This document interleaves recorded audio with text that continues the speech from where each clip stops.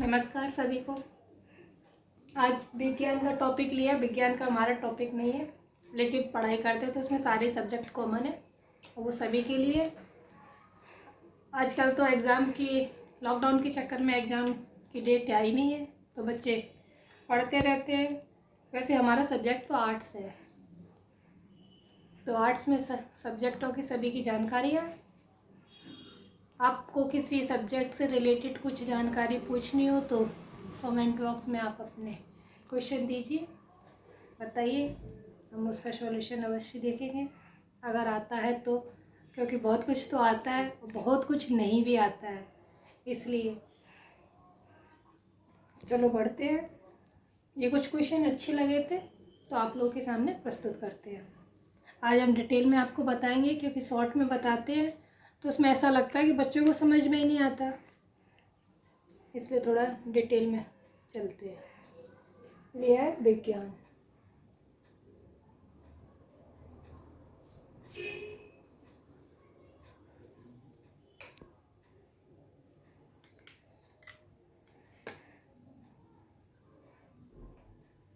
First question है, black hole अंतरिक्ष में एक पिंड है जो किसी प्रकार के विकिरण यानी कि रेडिएशन को बाहर नहीं आने देता। इस गुण का कारण क्या है? तो इसका कारण है बहुत उच्च घनत्व होना।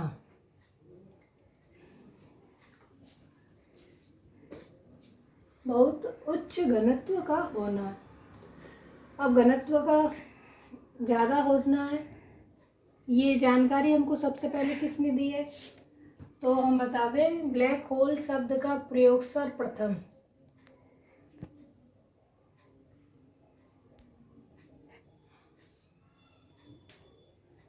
अमेरिकी वैज्ञानिक जॉन व्हीलर द्वारा किया गया शोध। इसके गुरुत्व बल के कारण प्रकाश भी इससे होकर नहीं जाता। यह प्रकाश को भी अवशोषित कर लेता है, इसी कारण यह काला होता है। इसके गुरुत्व बल के कारण प्रकाश भी इससे होकर नहीं जाता है, यह प्रकाश को भी अवशोषित कर लेता है, इसी कारण यह काला होता है। जब इसका नाम पड़ा है ब्लैक होल। यह वैज्ञानिकों के मत अनुसार आकाशगंगा मंदाकिनी के मध्य में अवस्थित है। कहाँ स्थित है? मंदाकिनी आकाशगंगा में। और इसे कशार नाम से भी जाना गया है, यानी कशार नाम भी दिया गया है। नेक्स्ट बढ़ते हैं। खदानों में अधिकांश विस्फोट होते हैं। तो खदानों में अधिकांश विस्फोट क्यों होते हैं? क्योंकि हवा के साथ मीथेन के मिश्रण से उत्पन्न होती है, यानी कि हवा में मीथेन गैस मिश्रित हो जाती है, इस कारण विस्फोट होते हैं। तो इसके पॉइंट हमने लिए, मीथेन ऑक्सीजन से मिलकर विस्फोट के साथ जलती है।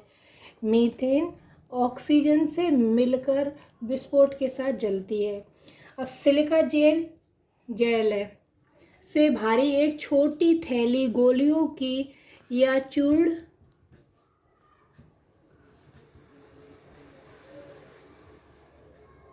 लिखती तो मैं ही हूँ, बट ब्लैक बोर्ड पे फर्स्ट टाइम लिख रही हूँ।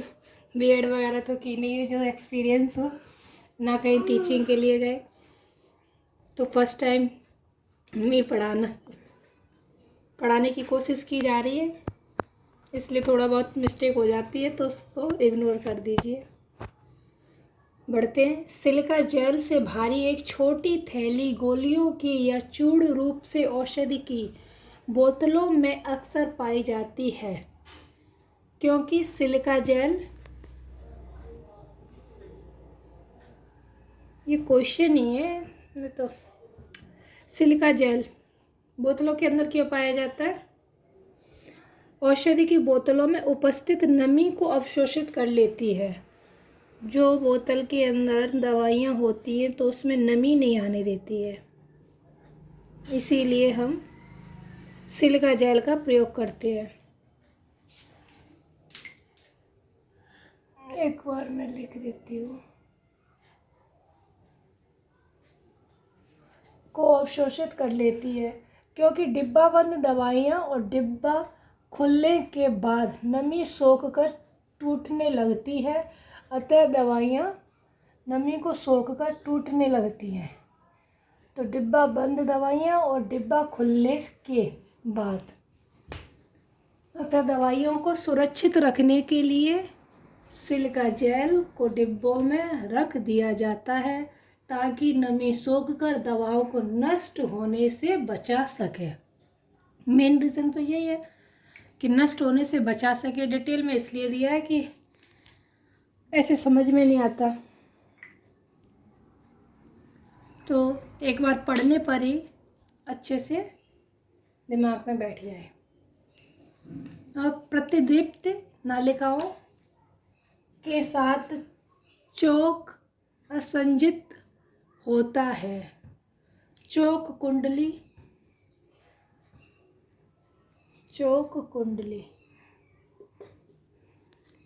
परिपथ में विद्युत धारा कम करती है। चोक कुंडली क्या करती है? प्रतिदीप्त नलिकाओं में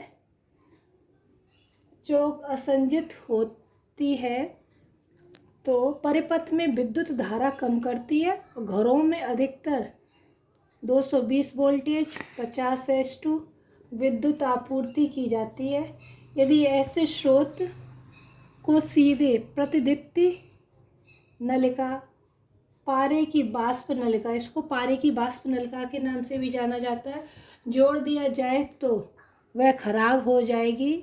धारा को कम करने के लिए नलिका के श्रेणी क्रम में चोक कुंडली, नलिका के श्रेणी क्रम में चोक कुंडली लगाई जाती है, जिसमें ऊष्मा के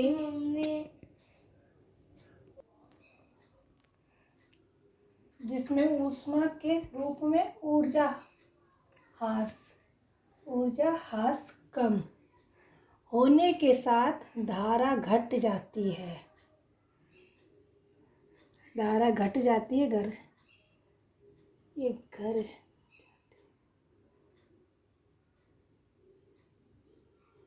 डाउट है घर है या घट है। घट जाती है। धारा के घटने के साथ नलिका के सिरों के बीच विभवांतर भी घट जाएगा, किंतु मूल कारण धारा का कम होना ही है। यानी कि ये एक बार फिर से इसको क्वेश्चन को कर लेते हैं। क्वेश्चन, प्रतिदीप्ति नलिकाओं फ्लूसेंट ट्यूब्स के साथ चौक संचालित फिट होता है, क्योंकि कुंडली चौक कोल परिपथ में विद्युत धारा कम करती है। घरों में अधिकतर वोल्टेज 220 वोल्टेज और 50S2 विद्युत आपूर्ति की जाती है। यदि ऐसे स्रोत को सीधे प्रतिदीप्त नलिका, पारे की वाष्प नलिका से जोड़ा जाए तो वह खराब हो जाएगी। धारा को कम करने के लिए नलिका के श्रेणी क्रम में चोक कुंडली लगाई जाती है, जिसमें ऊष्मा के रूप में ऊर्जा हास कम होने के साथ धारा घट जाती है। या घटना है, घट है नोटे घर, घट जाती है धारा। असल में पहले लिख देती हूँ जब टाइम मिलता है, जब मुझे टाइम मिलता है जब इसमें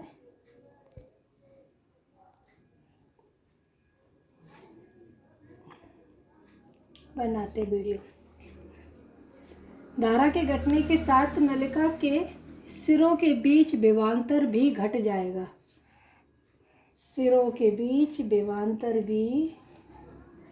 जाएगा। किंतु मूल धारा का कम होना ही है। निचोड़ तो उसका यही है कि परिपथ में विद्युत धारा कम करती है। नेक्स्ट, एक टीवी सेट को चलाने के लिए किस रिमोट नियंत्रण इकाई द्वारा प्रयोग किया जाता है? किस रिमोट नियंत्रण इकाई द्वारा प्रयोग में किया जाता है? तो रेडियो तरंगे टीवी चैनल चलाने के लिए गीगा हर्ट्ज की आवृत्ति की तरंगों का प्रयोग किया जाता है। तो रेडियो तरंगे टीवी चैनल चलाने के लिए गीगा हर्ट्ज की आवृत्ति की तरंगों का प्रयोग किया जाता है। यह तरंगे प्रकाश, ध्वनि तथा सूक्ष्म तरंगों द्वारा प्रेषित नहीं की जा सकती। यह तरंगे प्रकाश, ध्वनि, सूक्ष्म तरंगों द्वारा प्रेषित नहीं की जा सकती। रेडियो तरंगे गीगाहर्ट्ज की आवृत्ति की तरंगों को प्रेषित कर सकती है। यह तरंगें दिशा के आधार पर चलती हैं, जिसके कारण ही रिमोट को टीवी के त्रिभुजत, अब मुझे इसका हिंदी अर्थ नहीं आता है, मैंने हिंदी की डिक्शनरी में देखा तो मुझे नहीं मिला। यदि आप लोगों को आता हो तो बताने की कोशिश करना किसी को। टीचर भी बच्चों से पूछ लेते हैं क्वेश्चन, हम कौन से टीचर हैं। तो त्रिभुजत का अगर किसी को अर्थ आता है तो बताने की कोशिश करना। तरंगे दिशा के आधार पर चलती है, जिसके कारण ही रिमोट को टीवी के त्रिभुजत, यानी कि मेरे हिसाब से तो उसके सामने सम्मुख ही रखना है, सामने या सम्मुख, क्लियर नहीं मालूम तो मैं नेम इसको छोड़ दूंगी, रखना पड़ता है। अब इसका आंसर और इसके जो इसमें हमने पढ़ा है, जो आपके सामने प्रस्तुत किया जा रहा है, उसके अर्थ में तो ये कि प्रेजेंटेशन में रहना चाहिए, उसके सम्मुख प्रेजेंट रहेगा, जब भी तो सामने उसके उपस्थित होगा, जब भी तो रिमोट काम करता है, इधर उधर तो कहीं करता ही नहीं है। तो रिजुबत रखना पड़ता है। रिजुबत मेरे लिए थोड़ा शब्द नया भी है और इसका अर्थ भी नहीं मुझे मालूम। अब नेक्स्ट बढ़ते हैं, एक बार इसको फिर से देख लेते हैं। रेडियो तरंगे टीवी चैनल चलाने के लिए गीगाहर्ट्ज की आवृत्ति की तरंगों का प्रयोग किया जाता है। यह तरंगे प्रकाश, ध्वनि तथा सूक्ष्म तरंगों द्वारा प्रेषित नहीं की जा सकती, क्योंकि रेडियो तरंगे गीगाहर्ट्ज की आवृत्ति की तरंगों को प्रेषित कर सकती है। यह तरंगें दिशा के आधार पर चलती है, जिसके कारण ही रिमोट को टीवी के रिजुबत रखना पड़ता है। अब बढ़ते आगे। 100 डेसिबल का शोर की प्रबलता स्तर संगत होगा, मतलब हम इसमें इनकी जो नोज होते हैं, नोजी, 100 डेसिबल का शोर, तो आपके सामने चार्ट दिया गया है। सुनाई भर देने वाली आवाज़ कितनी होती है? 15 से 20 स्तर की। और सामान्य वार्तालाप की आवाज़ कितनी होती है? 40 से 60 स्तर की। शोर शराबे वाली गाली गलौच भी होती हैं, उसमें कितने की होती है? 90 से 95। और यंत्र कारखाना, यानी कि यंत्र कारखाना, तो ये मशीनों वगैरह की आवाज़ें कितनी हो जाती है? 100 से 100 से 105। अब एक बार इसको आपको फिर से दिखा देते हैं, और क्वेश्चन बाद में नेक्स्ट वीडियो में मिलेंगे।